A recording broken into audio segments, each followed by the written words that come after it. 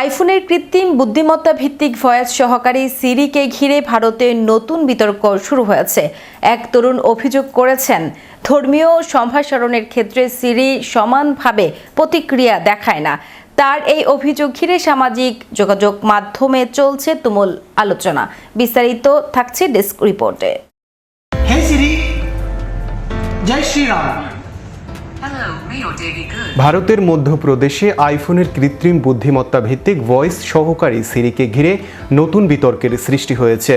সংবাদ সম্মেলন করে এক তরুণ অভিযোগ করেছেন, ধর্মীয় সম্ভাষণের ক্ষেত্রে এই ভয়েস সহকারী সব সম্প্রদায়ের প্রতি একই ধরনের প্রতিক্রিয়া দেখায় না। তার দাবি, মুসলিমদের প্রচলিত সম্ভাষণের জবাব দিলেও হিন্দুদের কয়েকটি ধর্মীয় স্লোগান বললে কোনো উত্তর পাওয়া যায় না। जय श्री राम, जय श्री महाकाल या जय माता दी, तो सिरी के पास कोई जवाब नहीं है। अस्सलाम वालेकुम बोलते हैं तो सिरी के पास अस्सलाम वालेकुम एक जवाब डेटा उसमें फीड है।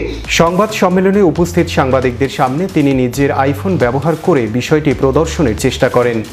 সেখানে তিনি বলেন, আসসালামু আলাইকুম বললে সিরি সঙ্গে সঙ্গে ওয়ালাইকুম আসসালাম বলে জবাব দেয়, কিন্তু জয় শ্রীরাম, জয় মহাকাল এবং জয় মাতা দি বলার পর কোনো প্রতিক্রিয়া পাওয়া যায় না।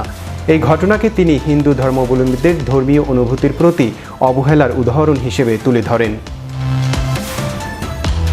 ওই তরুণের দাবি, ভারতের কোটি কোটি মানুষ আইফোন ব্যবহার করলেও দেশটির সংস্কৃতি, ঐতিহ্য ও ধর্মীয় আবেগকে প্রযুক্তির মাধ্যমে যথাযথভাবে গুরুত্ব দেওয়া হয়নি।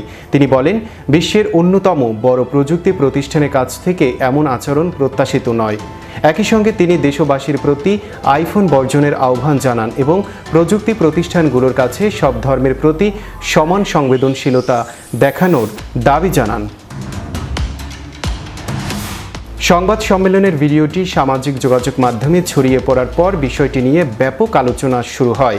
অনেকেই ওই তরুণের অভিযোগকে সমর্থন জানিয়ে অ্যাপেলের সমালোচনা করেছেন। আবার অন্য একটি অংশের মতো বিষয়টি ধর্মীয় বৈষম্যের নয়, বরং সফটওয়্যারের ভাষা ও প্রোগ্রামিং সংক্রান্ত সীমাবদ্ধতার ফল হতে পারে। তাদের মতে, একটি সম্ভাষণের নির্দিষ্ট উত্তর আগে থেকেই সফটওয়্যারে যুক্ত থাকলেও সব ভাষা, সংস্কৃতি বা ধর্মীয় স্লোগানের জন্য একই ধরনের স্বয়ংক্রিয় প্রতিক্রিয়া তৈরি করা নাও থাকতে পারে। প্রযুক্তি বিশ্লেষকরাও একই ধরনের ব্যাখ্যা দিয়েছেন। তাদের ভাষ্য, কৃত্রিম বুদ্ধিমত্তা ভিত্তিক ভয়েস সহকারীরা নির্দিষ্ট নির্দেশনা ও প্রোগ্রামিং অনুসরণে কাজ করে। কোনো শব্দ বা বাক্যের উত্তর না পাওয়া মানেই ধর্মীয় পক্ষপাতের প্রমাণ নয়।